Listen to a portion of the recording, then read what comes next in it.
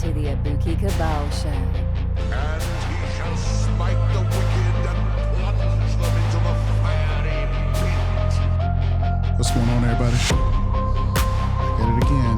Hopefully I can stay consistent and we can keep growing this channel. So today I want to speak about what seems to continuously come up, and that's all this victimization, these charges decades old. I'm not saying that this type of treatment, no one else is privy to them be treated that way. Not to say that people aren't being victimized out here, but I think, it's the new come up. It's the new come up for a lot of women. And I think that it needs to be discussed, but in this current environment, a lot of people are afraid to discuss false victimization. And, for decades in psychology, they've known that memory is not as trustworthy as people believe it is. There was an exercise.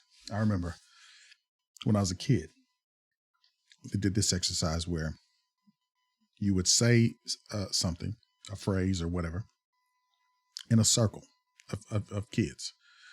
And everybody would say what it was to each other all the way around the circle until it got back to the person. And it was never what the original message was to that by the time it got around to the original, sender. Okay. So memory is that bad to the point to where almost instantaneously you begin to drop certain things. Okay. So then start to add in time with that and try to remember what was said, who was where, what they were wearing, if they did certain things. All of those things are suggestible. And say when you talk to patients as nurses or physicians, you always frame your questions in a way to where you're not telling the patient what you want them to tell you, so you have to be very careful about how you ask your questions and don't ask leading questions, things of that nature. You want them to answer from their perspective and what they view as reality in that situation. Okay. So, we have a story about a PhD of Miss Elizabeth Loftus, who is quite versed in memory.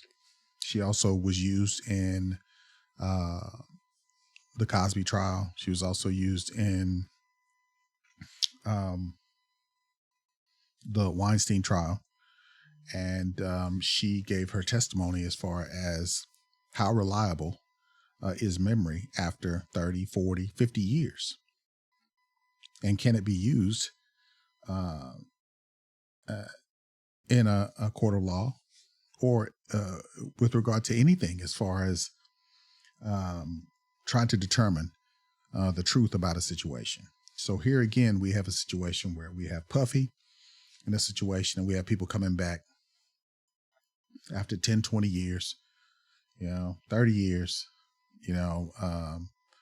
about things that, Puffy did, not to say that Puffy's a good person. I'm not saying, but all I'm saying is that, the precedent that's being set is, if this can be done to these individuals, then, lesser individuals are going to have to deal with this who may not have done anything to these people. And, we see time after time, how people can turn on the tears. We know that white women, black women can turn on the tears at the drop of a hat.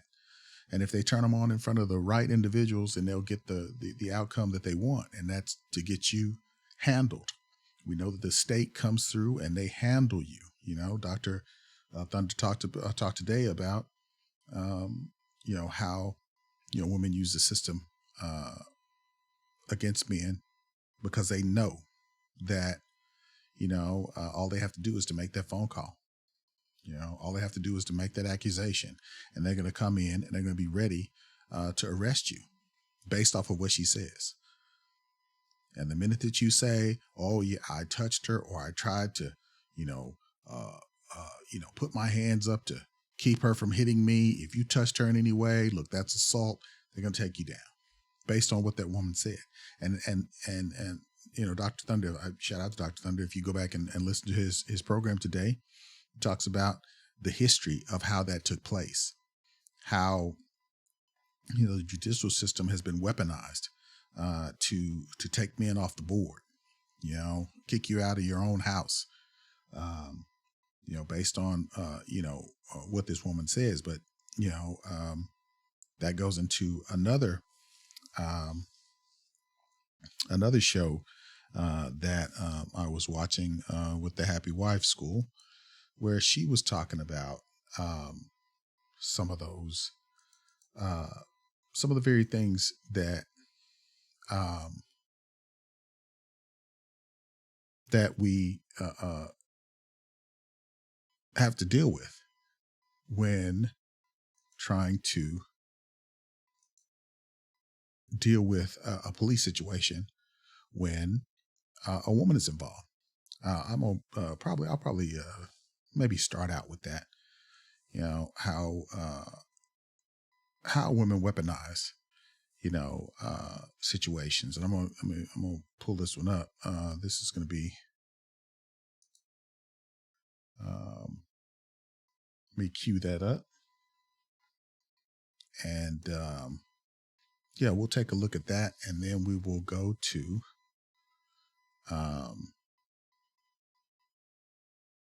the main story. But this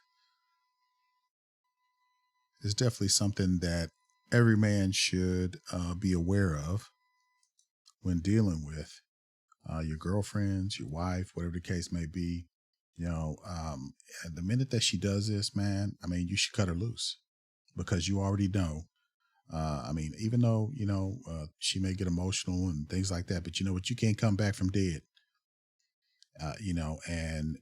Very few of us come back from situations where the legal system is put involved. So a lot of times, if you put the law in it, you got to go. You got to go. But let's take a listen to what she says about the 3 ways that women weaponize communication. Fair use. If you guys haven't checked out the Happy Wife School, please do. My wife hates it, but I send the shit to her anyway. Here we go. To look at herself and be accountable. And so, men, you want to know, this is how you know you are not the problem. This is how you know you are not the problem, because as a good man, you're pragmatic and you are a problem solver. If it was up to a good man, he could sit down and list out the main issues and problems in the relationship, which is a short list. For us as women, the list of problems and issues we have with our husband in marriage, again, is probably a Rolodex. But good men have a short list of, if these things were solved, things would be good. And if it was up to them, they would just sit down, have a mature conversation about what the problem is, what some reasonable, fair solutions are. And if as women, we were mature adults and willing to do those things and willing to collaborate with our husbands, the problems would be resolved and we would have a wonderful relationship. And I'm playing this because, so many times we talk about how, we talk about relationships, we talk about dating, we talk about, the process before, but I always ask this question. I wonder how many men, after they, start listening to, Kevin Samuels and listen to the Black Manosphere content, how many of them wanted to renegotiate their contract with their wives? Because, something BGS said stuck with me, that we are conditioned to put up with whatever behavior a Black woman puts forth. If she looks good enough for us, we're taught to go ahead and deal with that. And then a lot of times, it's not even about that. Sometimes we deal with women who don't even meet our standards, because, we are conditioned to be with Black women and to put up with Black women shit, and, when I talk about this on my Facebook page, I get nothing but strife from the women, because they all act like, they do not know anybody who acts like the women that I talk about, or the women that I show on these multiple stories where they do some of the craziest things to their men and are just do some of the most evil things. And, I find it, even this young lady here, she talks about women not liking when men show their wives her content, and how they immediately become just, angry and, just uncontrollable about hearing, this lady tell the secrets about why they do what they do and how we destroy ourselves trying to make these women happy. Now, after some of this stuff takes place, then it gets into, what the topic is, and how women, when they are faced with no other weapons that will be effective, then they turn to lying. They turn to lying, and they want to destroy. It's to basically lay waste to everything, so that nothing is good for that man, without her. So she effectively, burns the fields as she retreats, So let's get back into this a little bit. So women, I've said this before on other occasions, but we would be wise. We would be very, very, very wise to listen to our husbands, to let them lead, to bring up the issues and let them lead in a fair, reasonable solution, and step up to the plate and hold ourselves accountable and have integrity to follow through and change. And we would have a lovely day. And you hear what she said? She said, let your man lead. See, that's another thing. Women, a lot of Black women are constantly saying, well, you need to be able to lead, and you need to show me. I need to see that you can lead. So it's not that you can't lead. It's just that you can't lead according to what she thinks leadership is, which she doesn't know what that is anyway. She has an idea in her head as to what leadership is, but effective leadership is not something that she fakes you out to make you think that she'll be submissive to effective leadership, but that's not true. She'll find something wrong with whatever way you try to solve that problem. It's like driving with a woman, why don't you do this? Why don't you do that? Why don't you turn here? Why don't you, they always feel like they have to mommy us and point us in the right direction and speak for us. And they just can't sit still and allow us to handle the situation. We handled the situation before we got with you. And in my opinion, I feel like, to some degree, men become weaker as they get married. When you get married, you become acclimatized to allowing a lot of things that you wouldn't allow when you were single. It's because you almost surrender at some point. It's like when I got married, there was a point where I just said, okay, I'm going to go ahead and give her some power over my funds. I'm going to go ahead and I'm going to teach her how to do this and do that. Teach her how to handle things when I'm away, because I was in the military during the time. And I the only way to describe it is going ahead and submitting to the situation and saying that, okay, now I'm going to treat her like my wife. I'm going to drop my guard. You know what I mean? And, once you do that, you're not the man you used to be. I don't care what anybody tells you, you are not the man you used to be, because you become more vulnerable than you've ever been to any other woman once that happens. And by being vulnerable like that, you are in a particular position to where, if she does do something to you, it's going to hurt you worse than any other person has done to you, because you've allowed her in. If you get what I'm saying. If I need to clarify that anymore, and hey, we can chop that up in the comments. But that is a thing. I felt it myself, and I've talked to other guys, and they say the same thing, that it is it's a thing where you make yourself open to that relationship like no other. So let's finish this up. Dance with our husbands in a lovely, lovely, lovely marriage. Hello again. Okay. So that was that. Okay. And I'm going to go on to the main story here. Okay. And this is a APA article. It's actually a podcast where it's talking to Elizabeth Loftus, speaking of psychology, how memory can be manipulated. And Miss Loftus basically has spent her career showing people how their memory can be tricked, how she can put false memories into people without them even realizing what she's doing. And by doing so, she shows just how unreliable memory can be if the right person asks the right kind of questions, say another lawyer, say a psychologist or a psychiatrist. If they ask certain questions, they can put information in that was never there.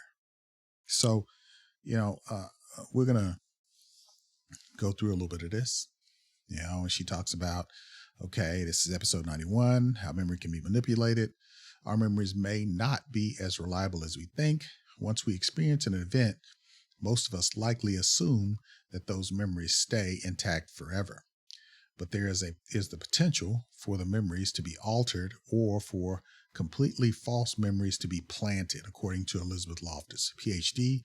Loftus, a distinguished professor at the University of California, Irvine, is an expert on human memory, and she discusses how our recollections of events and experiences may be subject to manipulation. Okay. I'm not sure if the streaming audio will cover her background, but I'm going to take a risk. If it doesn't, then I'll come back up and I'll do that. Okay, here we go.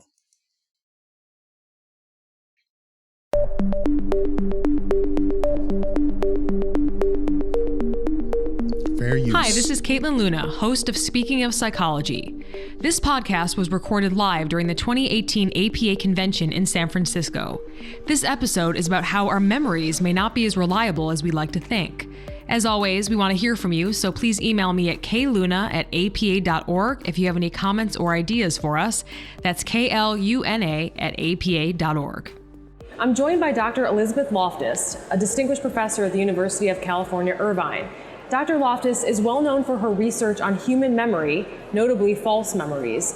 Dr. Loftus has been honored by APA's Review of General Psychology as one of the 100 most eminent psychologists of the 20th century. Welcome, Dr. Loftus. Thank you. It's wonderful to have you here today. My pleasure. So your research tells us something I would think is unsettling about our minds, that our memories aren't set in stone, that they're basically subject to manipulation. So can you explain that a bit more? One of the things that I and other people who do similar work have shown is that once you have an experience and you record it in memory, it doesn't just stick there in some pristine form, waiting to be played back like a recording device, but rather new information, new ideas, new thoughts, suggestive information, misinformation can enter people's conscious awareness and cause a contamination, a distortion, an alteration in memory. And that's the kind of thing that I've been studying for the past many decades. And how can human memories be manipulated?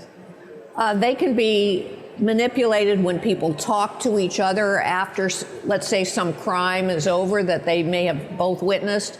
They can be manipulated when they are interrogated by an investigator who maybe has an agenda or has a hypothesis about what probably happened and communicates that to the witness, even inadvertently. People can be manipulated when they see media coverage about an event. Let's say it's a high publicity event that is talked about a lot on television or newspapers. In all of these cases, the opportunity is there for new information, not necessarily accurate information, to contaminate a person's memory. And what got you interested in this work? Oh gosh, I got interested in studying memory distortion many decades ago. I as a graduate student, I'd done a little bit of work on human memory. And then once I got my PhD, I wanted to do some work that had a more immediate practical application. And so I thought, well, I know something about memory, but how about looking at the memory of witnesses to accidents, crimes, and other legally relevant events? So I kind of combined an interest in legal issues with some expertise in human memory and produced this line of work. Can you take us back to the early 1990s when you talk about the memory wars? So what was that time like and what was happening? Oh, gee, in the 1990s and even in maybe the late 80s, we began to see an altogether more extreme kind of memory problem. Some patients were going into therapy. Maybe they had anxiety, or maybe they had an eating disorder, or maybe they were depressed. And they would end up with a therapist who said something like, well, many people I've seen with your symptoms were sexually abused as a child. And there would begin these activities that would lead these patients to start to think they remembered years of brutalization that they had allegedly banished into the unconscious until this therapy made them aware of it. And in many instances, these people sued their parents or got their former neighbors or doctors or teachers, whatever, prosecuted based on these claims of repressed memory. Now, I want you guys to listen closely to this, because this is not that long ago. And this is right in the same timeline that we're talking about some of these same issues with people who are people with a lot of money, and people are coming back saying that they are remembering, being essayed and raped, and we had these problems before, so this is almost a resurgence of the same situation that happened back in the 90s, where we found that a lot of these memories were implanted into these people. And a lot of people went to jail for a long time based off of false information. And we're starting to see this again now, and it's being weaponized by feminist organizations and lawyers, and also, groups, in order to take down targeted individuals. And they have said that these individuals are targeted they said it themselves. They exposed this openly, that they had targeted individuals that they wanted to take down, powerful individuals. And by taking down these powerful individuals, it gave more credibility to the need for having these organizations around. So not to say that this is something that we should let go, but we should be very, very careful about letting allegations based on decades-old memories stand without actually having a a standard of proof that we can count on, and not be suggestible by these groups, like we saw, in earlier situations where, organizations are being pressured to take different stands other than the stand of what would be the truth. We saw this with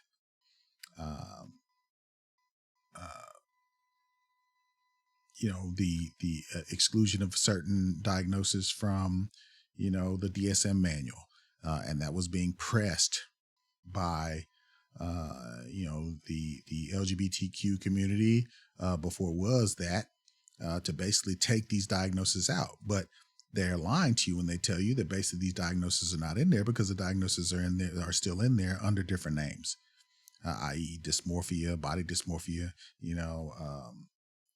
gender dysmorphia, and such. So here,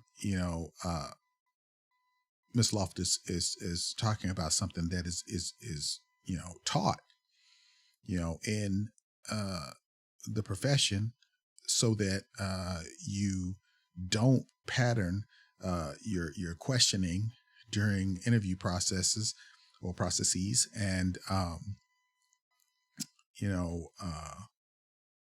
counseling sessions in a way to where you create a problem that was never there in the first place. So I want you guys to keep that in mind. So the wars were really about whether people can take years of brutalization, banish it into the unconscious, be completely unaware that these things happen, and then reliably recover all this information later. And that was what was so controversial and disputed. And your work essentially refuted that it's not necessarily possible, or maybe brought up to light that this isn't. Well, so. my work actually provided an alternative explanation. Where could these reports be coming from if this didn't happen? So my work showed that you could plant very rich, detailed, false memories in the minds of people. It didn't mean that repressed memories did not exist, and repressed memories could still exist, and false memories could still exist. But there really wasn't any strong, credible scientific support for this idea of massive repression, and yet so many families were destroyed by this, what I would say, unsupported claim. So, and I'm playing this also because words like grooming and these things about people being child molesters and pedophiles, and people are using these words and don't even know the definition of these words, but they're putting these tags and labels on people, destroying people's lives, and they don't even know the difference between what these words are and why they shouldn't be used with regard to what has been consistently a normal interaction between young women and men that has happened for thousands of years. Nothing, look, there's a term, well, not a term, but a saying that was put out that you can change your behavior, but not your desires.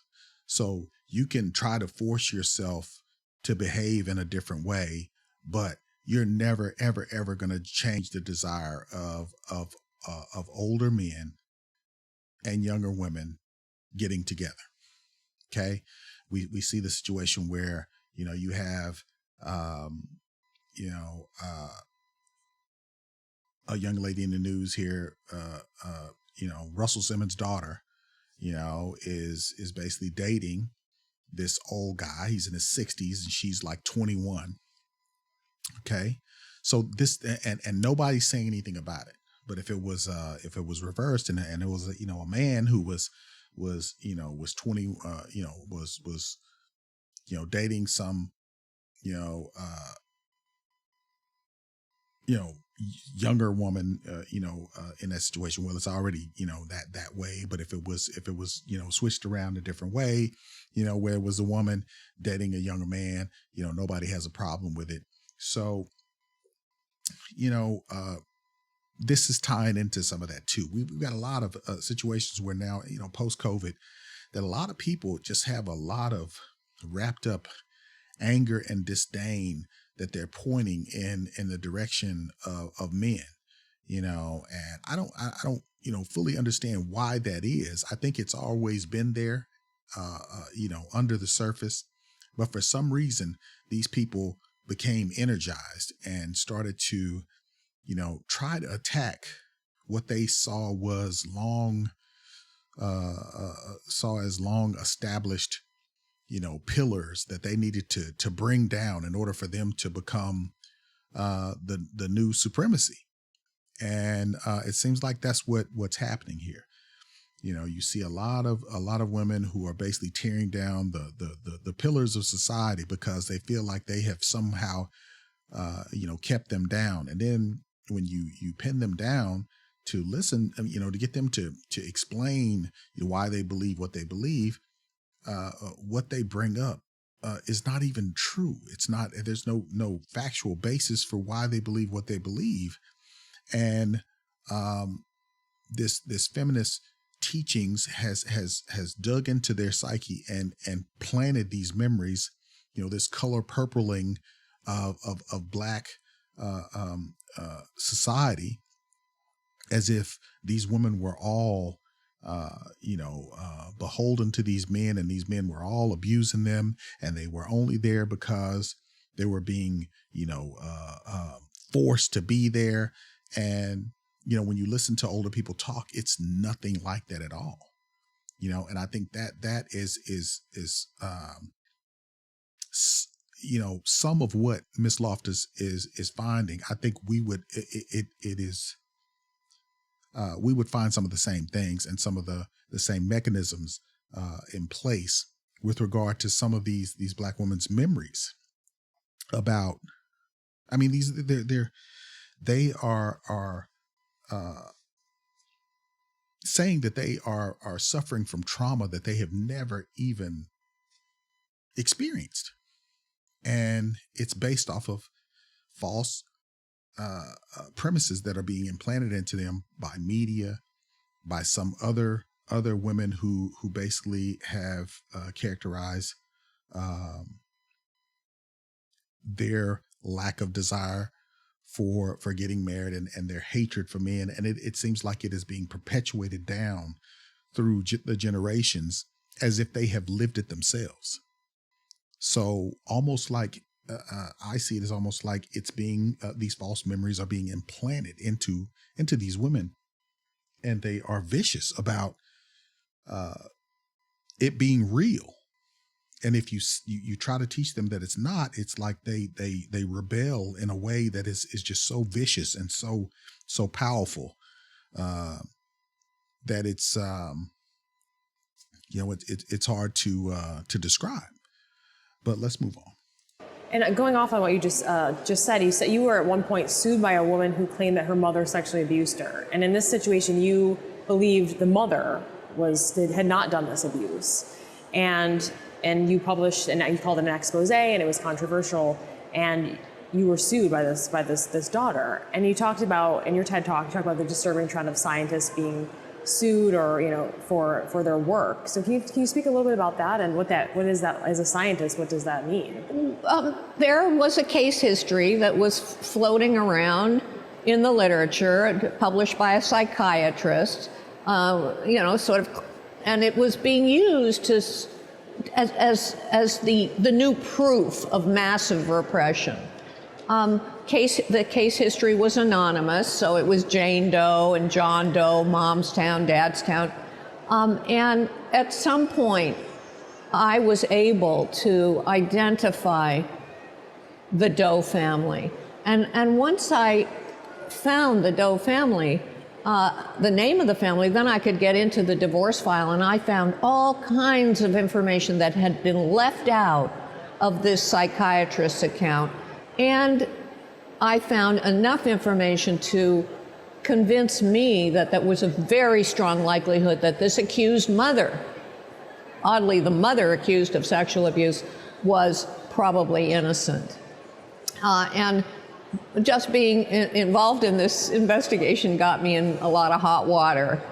So yes, the adult daughter did sue me and sue my co-author and the magazine where we published the expose and some other people. And eventually, after years, the litigation ended. So you see how problematic this is, that you have a person who is very, very qualified, who goes back, reviews the evidence in the case, and finds that the person is innocent. So the powers that be, and even the person who had the false memories implanted by the person who probably should have been sued and dealt with by the APA in some way, because this person has caused harm, to this person who was trying to gain some help through the process of therapy, and yet the therapy has caused harm to this individual, to the point to where it's broken up the families, and people were probably placed in jail for something that they didn't do. Okay, so we press that. We're trying to get people to get therapy, and that's all well and good, but there is the slight chance that sometimes we can get ourselves into therapy and talk ourselves into situations. So you have to be careful about who you choose when you are entering into therapy. And this is I'm in no way, this is just advice. Okay. Be careful about who you choose when you choose a therapist. Look at their background, make sure that you choose somebody who is recommended by the APA with regard to trying to get therapy. And, well, I'm going to move on from there. And in 2016, you won the John Maddox Prize, which recognizes the work of scientists who promote science and evidence, but might face difficulty in doing so or hostility. So can you talk a little bit about that and why you believe it's important to speak out, even when it's difficult, even when you face these tough situations where you might be sued or your name gets called out and dragged through the mud? And I'm gonna stop it there too, because this is important. What she said is very important, especially with regard to us in the manosphere. When we talk about the truth of situations, it is important that we continue to do so, because even when it's not a popular thing to do, we should speak out for the truth about situations. When people characterize us as being a problem because we're standing up for the truth and what's good and what would be productive for our society, i.e., families, marriage, whatever the case may be. I believe in a duality of things. I believe that there has to be balance in everything, and right now there is very little balance in things. Women are vying for supremacy. Gay people are vying for supremacy. There's no equality in any of this. There are more women going to college and getting degrees, and less men are going to college and getting degrees. Men are being characterized as being a bad thing and a bad influence on life and society as we know it. So there is no balance. So, we're finding that men are opting out of the whole process because, something that sounds good, equality in hiring practices and equality for women, equal protections for women, all of that. But, I think somebody slipped up because nobody is talking about when women are given this power or given this equal status, how they use it, how they act, how they change. And they're not like men when they get more money, when they get power, how they use it to destroy others. And, how you don't see that, when people, when it's necessarily been in the past, so we have to be mindful about how people use power once they get power. People can be drunk with power. People can misuse power. And if you see that that happening, it seems like there's no mechanism to stop that from happening. I mean, the Me Too movement, this thing with all of these men, and it seems like it's just men that are being taken down in almost a wave. It's like it's a perpetual wave. It's just continuing. It's just like, if you're in a position, of power, that these women are just, they have no agency. They can't, a man is going to proposition women, So after that man propositions a woman, whatever he proposes, she can say no.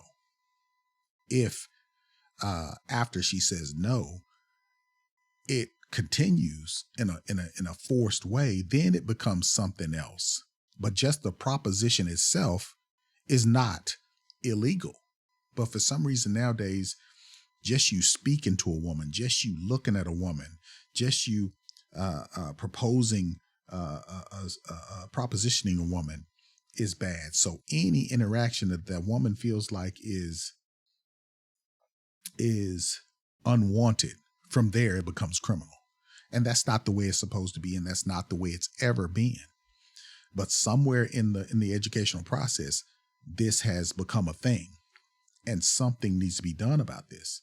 Whether lawyers come out and talk to these people and tell them, no, you can't do this, or whether politicians go out and do something against it, something has to be done, because if not, there's going to be a backlash.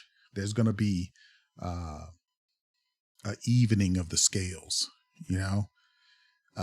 and, it may be in a way that society is not ready for. It could be a very bad situation if men start to feel like they have no place in this society, because men build a lot of things in this society, build almost everything in this society, and they feel like there is no reason to continue. Part of why men do what they do is to get the attention of mates. If you can't get the attention of a mate, and you can't mate, and what do you think psychologically that's going to do to men as a whole in this community? And this goes back to that drizzle. What if the drizzle movement starts to become even a even more serious thing? That's something to think about. But let's finish up this sort of thing. Well, I did win the John Maddox Prize. I'm very proud of that, and because it is a recognition of standing up for science and in the face of a lot of hostility. And the hostility came not just from a lawsuit or but other individuals who were feeling, I guess, that their cherished beliefs were being attacked and would lash out in all kinds of unpleasant ways. Sound familiar? Cognitive dissonance. See how many of us have been lashed out against by females because they didn't like what they heard in this space. We're starting to see that people are turning away from religion, science, in any kind of scientific studies, medicine. Doctors and nurses are being attacked now and being We're being told that we're a part of a massive machine that lies to them, is trying to get them to take poison that's killing them and whatnot. And it's all based on a bunch of conspiracy theories that are just being thrown around that these people believe in more than anything in the world. I've seen more people wearing crystals around their necks and talking about magic potions and powders and whatnot, to take, people are, taking cleanses to basically going and taking medicine to make them go to the bathroom, whether it be diuretics or laxatives. And they talk about how this is dropping their blood pressure and they feel so much better, and in their mind, they're having this placebo effect about them having more power over their health than, going to the doctor. We already had a problem where Black folks don't go to the doctor anyway, but now it's being replaced with all of this hocus pocusism, that is not grounded in any science whatsoever. People are killing their kidneys and their livers, taking all these other concoctions that aren't even regulated by anybody. They can say that they're giving you this, and it ends up being something else. It could be talcum powder and pills. But let's move on. But I do think it's important because, science, is that candle in the dark. And it is the thing that's going to help make this a better world. So, and it needs to be protected, especially in today's climate. Can you talk about the ethical questions that have come up about your research and how you've responded? I'll say that again. Can you speak to the ethical questions that have come up about your research and how you've responded over the years? The ethical questions. Well, I suppose one ethical question is whether what I do in my experiments is plant false memories in the minds of people in order to study the process. Little bitty false memories and then great big ones. So some people might think that that's not a very ethical thing to do, but number one, everything is reviewed by the human subjects review committees at the universities. Many people have done these same kinds of experiments. As far as I know, there's never been an adverse effect. And it has been a scientific contribution that I think has helped make the world a better place. This makes me think about how many of us have had interactions with some of the men who, tend to grab on to the women's position, especially about feminism and whatnot, and they will argue us down. I have a certain guy that's in my Facebook page. He constantly comes after me talking about how bad men are and how Black men are part of the patriarchy and all this other type of stuff. And when I go and try to get him to read about, I tell him things that I know about the feminist movement, the Kambai River Collective statement and whatnot that Gigi talked about, and he just denies that this is even a thing. And he constantly, throws up things, well, that's just, that's just something you just bringing up. He just dismisses this evidence about what they said they were going to do, what they wanted to do, what they wanted to achieve, by starting this movement. And he just, he just doesn't believe anything that you show him, even when it comes out of their own mouths. And I think that comes into, it's almost like he's been programmed. And this goes back to the educational system, how we have been programmed to think how we think about women and how we jump to their defense, even when they're wrong. And if we don't, there are plenty of men out here that are willing to take our lives if we don't act the way they think that we should act with regard to protecting Black women. Okay. Even though these black women are wrong, they can go out in the middle of the street and say, he did this. And there are a number of guys that would take that man out in a hot second based off of what she said, even before they ever even figure out whether he actually did what they said he did.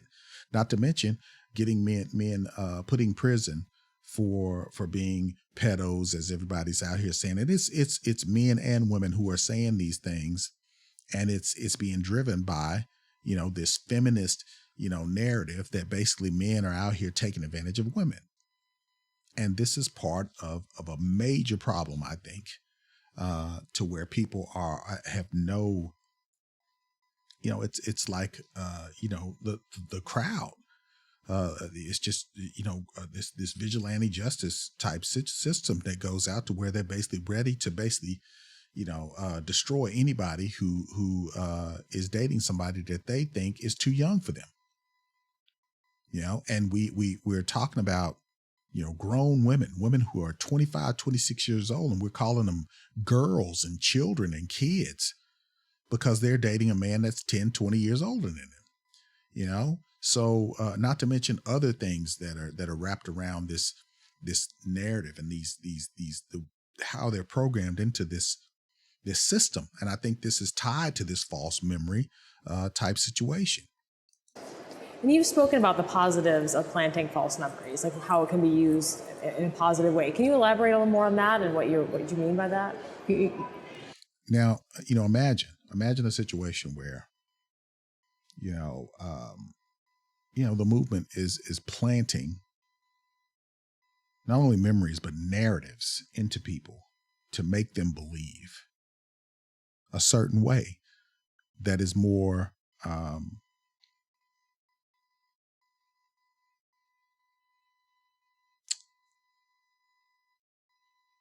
it's more to their liking or more beneficial to them and their movement.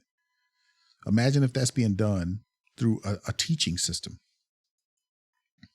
not for, a year or two, but let's say from the 70s all the way up to now. So you have groups upon groups of children and people who have grown up with this manner of thinking, even though it's false. It goes against everything that's scientific, that's been studied about it. But it's a strong compulsion to protect viciously, a certain mindset, a certain thought process about people, a certain group of people, or a certain ideology. And this is what she's talking about. So she's talking about it can be done. Not only can it be done, it has been done, and she's proven that it can be done. Now what she's not talking about is how, back in the 90s, how they had, groups of, people who were saying that the whole kids that were saying that they were being messed with in this daycare system. And they put everybody in jail. And come to find out, that was all suggested to them by the investigators when they were investigating the situation. It all came about as a lie told by one of the kids, and then the kids' families. And it was a bad situation. But not only was that, it was multiple situations where this stuff took place, to where people like Elizabeth Loftus had to go back and figure out what was going on. How could all of these events be going on? How did these memories be implanted into these people? Yes, one little twist in the false memory work that we did is to look at the consequences of having a false memory. If I plant a false memory in you, does it have ripple effects? Does it affect your later thoughts or your later intentions or your later behavior? And we've now shown that you can plant a false memory that you got sick eating a particular food, you got sick on pickles or eggs or strawberry ice cream, and you don't want to eat as much of that food. Mm-hmm. We've planted false memories that you got sick drinking a vodka drink and you're not as interested in a vodka drink. We've done the opposite, planted a warm, fuzzy memory that you loved a healthy food, asparagus in our study, and people want to eat more asparagus. So if we can control people's nutritional selections and maybe help them live a healthier life, maybe that's not a bad thing to do.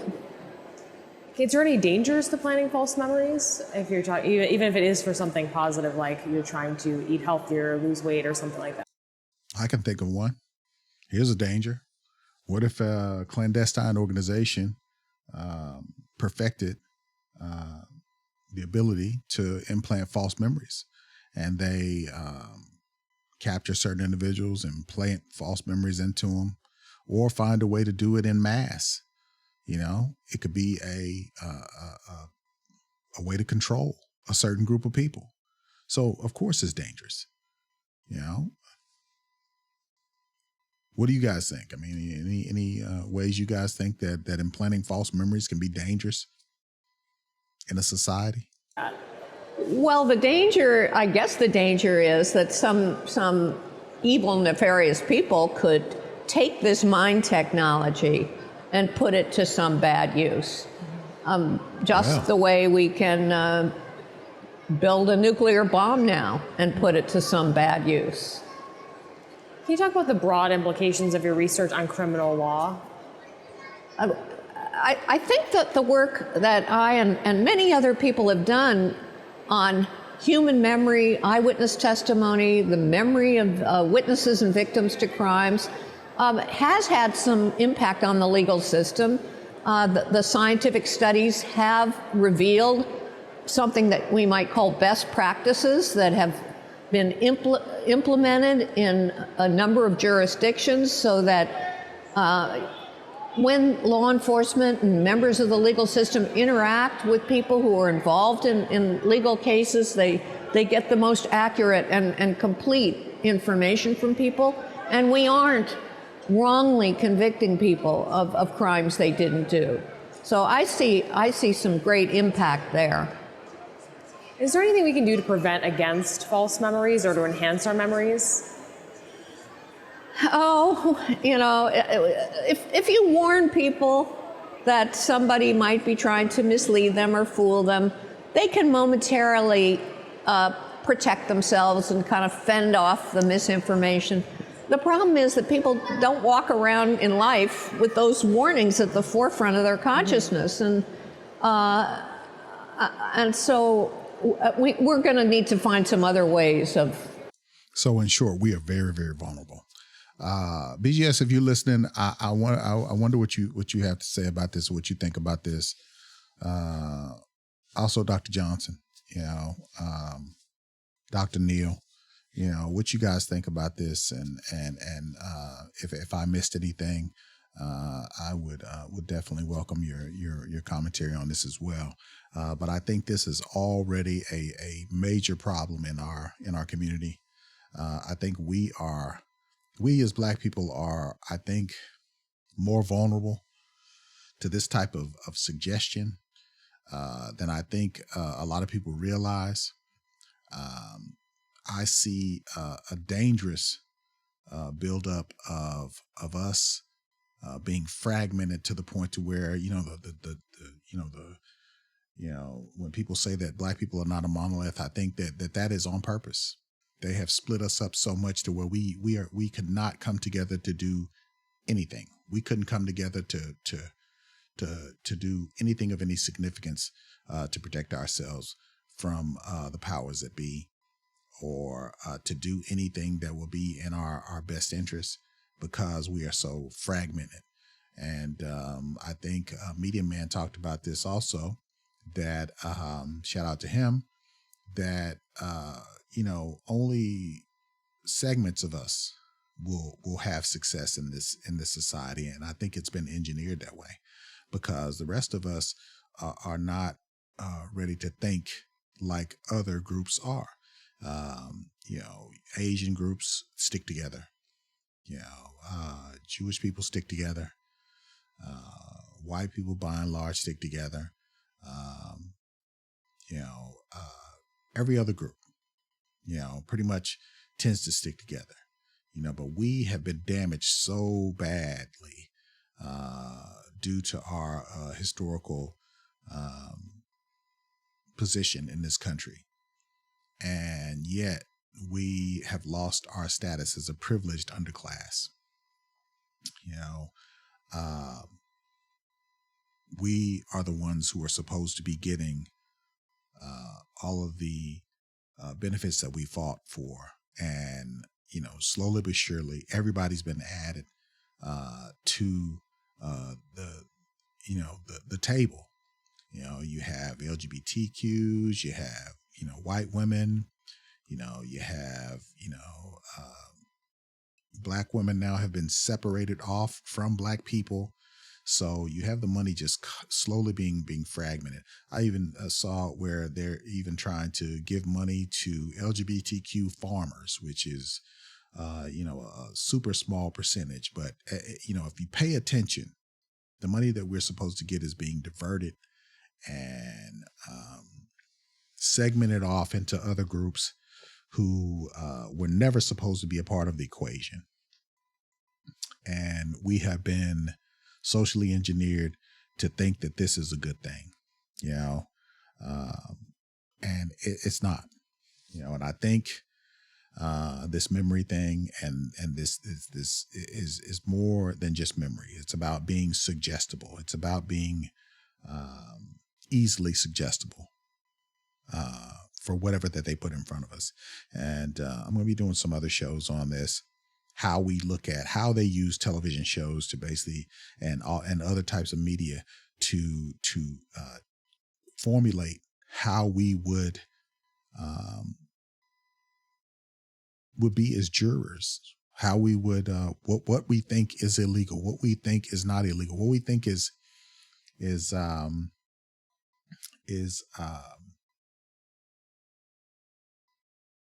acceptable socially. It's all being formulated and being framed in cop shows and things like that, so that they know how we're going to answer a question before we ever even answer a question. So this is getting into dark territory. This is almost, no, I wouldn't say almost. I'm sure some of this is being handled in